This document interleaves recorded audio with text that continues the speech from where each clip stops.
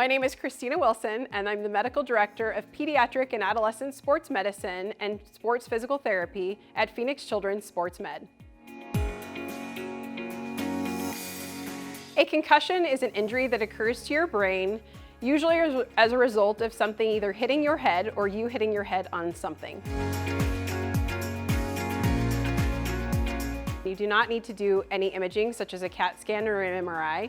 A diagnosis of a concussion is really made on clinical symptoms because at this point we just don't have the sensitivity of imaging to be able to see the injury that happens to the brain.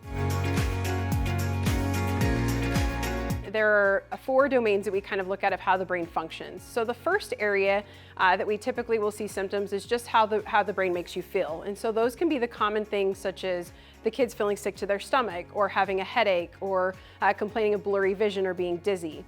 In addition, we oftentimes will see how the brain functions as symptoms of a concussion, and these are commonly seen by teachers at school. These will be symptoms such as having trouble focusing or having trouble concentrating or learning new information and remembering things.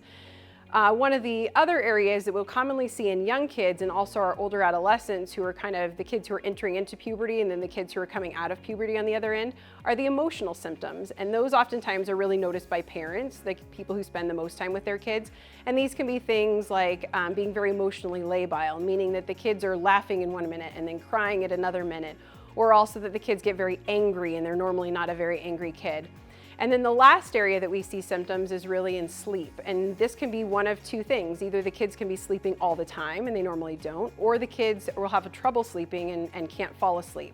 And so both of those can cause problems. And those are kind of the main areas where we see symptoms of a concussion. After the diagnosis of a concussion, we look for basically a gradual return basically back to their baseline. And so typically after about 2 days, we know that it's safe to start doing some light aerobic activity with the kids, and this actually we use as a part of their recovery and helping them to get better faster and sooner. And so we do it in a very stepwise manner, with really starting with just doing some light aerobic activity, and then we gradually progress them back into sport-related activity, making sure that we don't return them back to any contact activities or anything where they're at risk of putting their head in another head injury prior to them having complete resolution of their symptoms. As far as school, we do a very similar process. For school, we basically make sure that they can tolerate doing some of their schoolwork at home first in their home environment. And once they're able to do that, we know that the kids usually can start to gradually progress back into school. We always make sure that the kids are fully back into school without any academic adjustments or any other things that they need to help them be successful in the school environment prior to returning them back to full contact where they're at risk of hurting their head again as well. You know, definitely collision sports, we use helmets, but that's really to prevent skull fracture and injuries such as that. And then other areas, we definitely have seen that neck strengthening can kind of minimize the motion of the head, and that is believed to be somewhat protective with head injury and concussion reduction as well. So if your kid is ever not acting normal, like they're extra sleepy, it's difficult to arouse them, you definitely should have them evaluated. If they are not able to walk and having significant problems with balance, definitely should be evaluated on an urgent basis. Or if you notice any bruising behind the ears, that's obviously a more concerning sign.